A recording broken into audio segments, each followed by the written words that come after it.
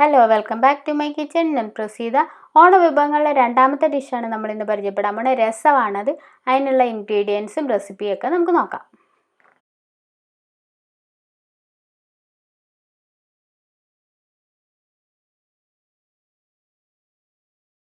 ആദ്യം തന്നെ നമുക്ക് വെളുത്തുള്ളിയും ഉള്ളിയും പച്ചമുളകും കറിവേപ്പിലയും കൂടി ഒന്ന് ചതച്ചെടുക്കണം. മിക്സിയിലാണെങ്കിലും ചതച്ചാൽ മതി.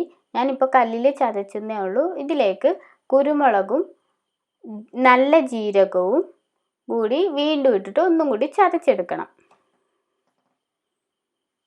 ഇത് ചതച്ചിട്ട് നമുക്കൊന്ന് മാറ്റി വെക്കാം. ഇനി ഒരു പാൻ എടുത്തിട്ട് അതിലേക്ക് കുറച്ച് കോക്കനട്ട് ഓയിൽ ഒഴിക്കുക. വെളിച്ചെണ്ണ തന്നെ ഉപയോഗിക്കണം, നാടൻ വിഭവം ആയതുകൊണ്ടാണ്.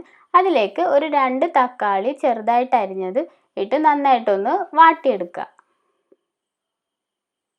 ഇത് നന്നായിട്ട് വാടി ഒന്ന് ഉടഞ്ഞു വരുന്ന സമയത്തിന് ഇത് നമുക്കൊന്ന് മാറ്റി വെക്കാം. ഇത് പിന്നീട് തിളച്ച് കഴിഞ്ഞിട്ട് ഇടാനുള്ളതാണ്. ഇപ്പോൾ തൽക്കാലത്തേക്ക് മാറ്റി വെക്കാം. എന്നിട്ട് ആ സെയിം പാനിൽ തന്നെ കുറച്ചുകൂടി വെളിച്ചെണ്ണ ഒഴിച്ചിട്ട് കടുക് പൊട്ടിക്കുക.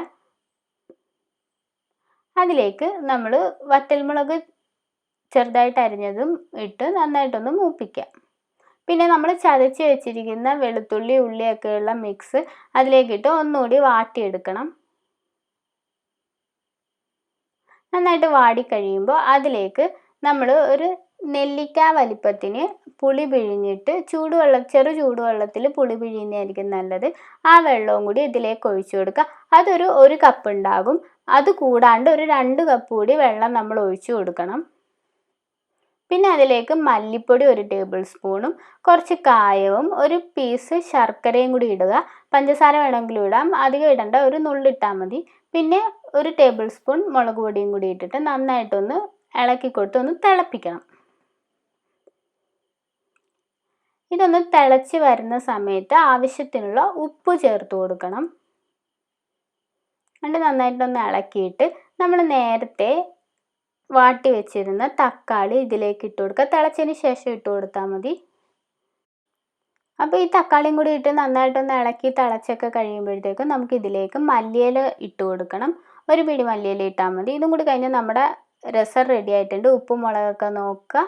അത്രേ ഉള്ളൂ, എളുപ്പമാണ്. ഇനി നമുക്കൊന്ന് റീ അടിക്കാം.